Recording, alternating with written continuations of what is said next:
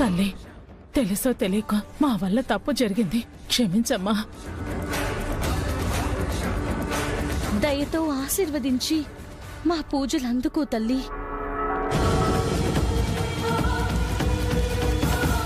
అమ్మా, ఏ ఆటంకం లేకుండా పూజ సవ్యంగా పూర్తి చేసే. నగల విషయంలో ఎవ్వరికీ అనుమానం రాకుండా చేయమ్మా.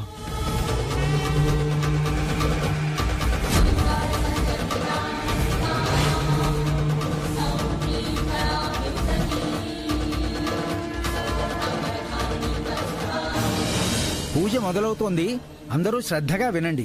పూజారి గారు ఒక్క నిమిషం. ఏమైంది భూపతి గారు? అమ్మవారికి నగలు అలంకరించకుండానే పూజ మొదలు పెడుతున్నారు. మెరుగు పెట్టించి తెచ్చినవి అమ్మవారికి పెట్టాలి కదా.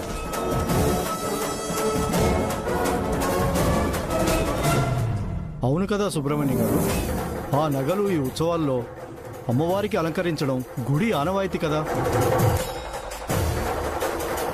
అవునండి, తాళాలు నాకు ఇవ్వలేదు, నేను చూడలేదు. ముందా నగలు పెట్టిని తీసుకురండి. చూస్తారేంటండి, తీసుకురండి. ఆ నగల అలంకరణలో అమ్మవారిని ఎప్పుడెప్పుడు చూద్దామా అనుంది మీ అమ్మ తోడు.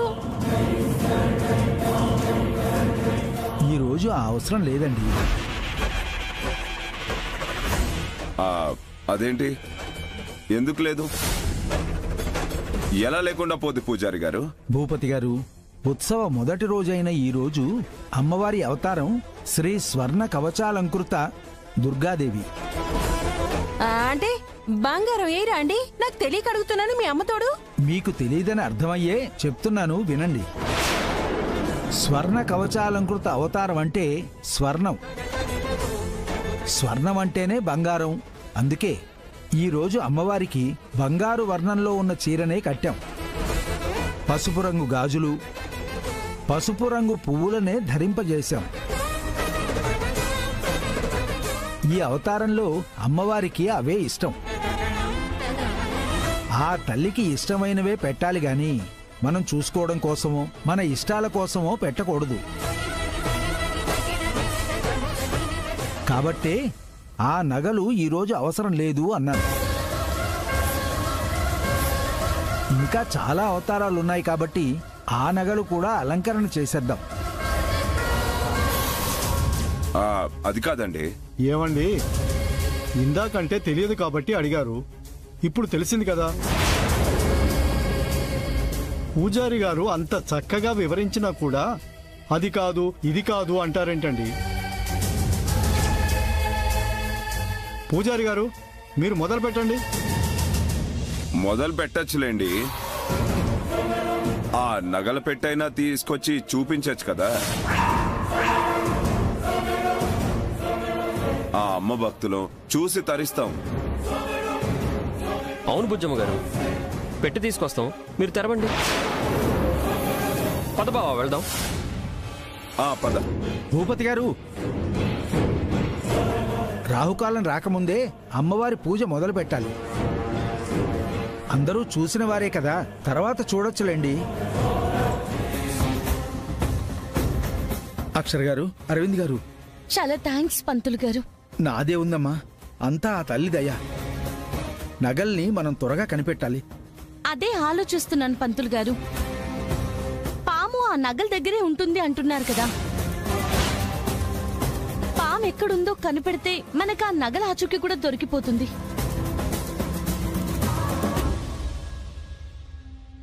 పంతులు గారు, మామూలుగా పాము ఎప్పుడు గుడి దగ్గరే ఉంటుంది కదా? అవునమ్మా, అవును.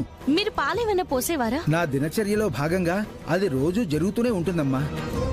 నాగదేవతల విగ్రహాల దగ్గర పాలు పెట్టి గంట కొట్టేవాణ్ణి. ఆ సర్పం వచ్చి తాగి వెళ్లేది. ఈ 2 రోజుల నుంచే పాలు పెట్టలేదు. నాదొక ఆలోచనండి. ఈ పరిసర ప్రాంతం దాటి నగల్ని తీసుకెళ్లలేరు అంటున్నారు కదా. అయితే అప్పుడు ఆ పాము కూడా ఇక్కడే ఎక్కడో ఉన్నట్టే కదా. ఇప్పుడు పాలు పెడితే రావచ్చు కదండి. పాలు తాగి వెళ్లేటప్పుడు మనం ఆ సర్పాన్ని అనుసరిస్తే నగలు ఎక్కడున్నాయో తెలిసిపోతుంది. మంచి ఆలోచనమ్మా. నేను పాలు తీసుకుని వస్తాను. అలాగే చేద్దాం. అక్షర, ఈరోజు తెలిసిపోతుంది.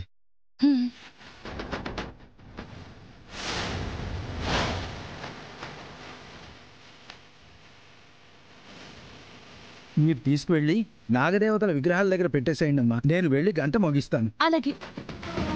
అమ్మా ప్రసాదం పెట్టండి. అక్షర, నువ్వు నేను వెళ్ళి పెడతాను. సరేనండి.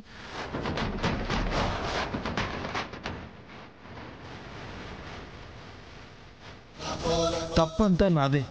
దుర్గా ఫోన్ చేశాడు. సిగ్నల్స్ లేవని కొంచెం అటు వెళ్ళి మాట్లాడాను.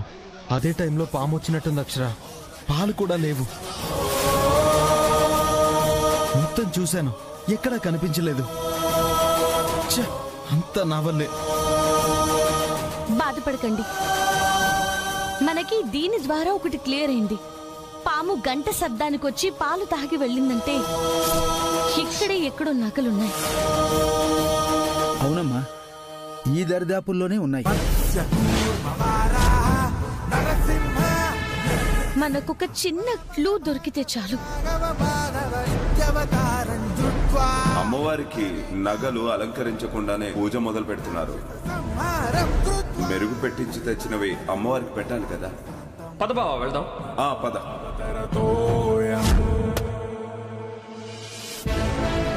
ఇది వాడి పని అంటావా వదినా? నగల గురించి ఎక్కువగా అడిగింది భూపతే కాబట్టి నాకీ అనుమానం వస్తుంది. అనుమానం మాత్రమే కాదక్షర, నీ అనుమానమే నిజమని నాకు అనిపిస్తుంది. అవును చిన్నబావా, నాకు అదే అనిపిస్తుంది.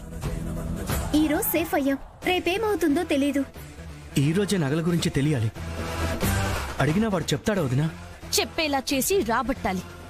దీనికి నా దగ్గర ఒక ప్లాన్ ఉంది.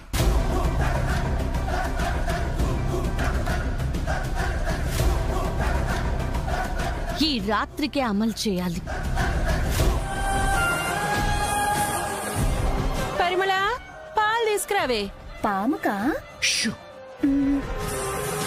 పరిమళ, పాలు తీసుకురా. అబ్బా పా.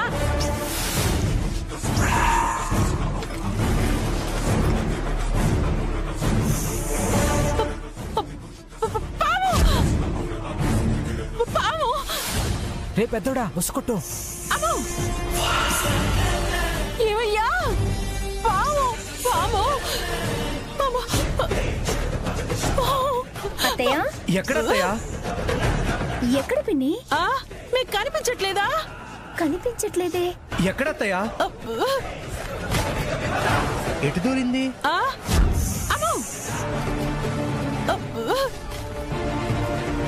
ఇది నన్ను చంపేసేలా ఉంది. ఎవరైనా వచ్చి కాపాడండి.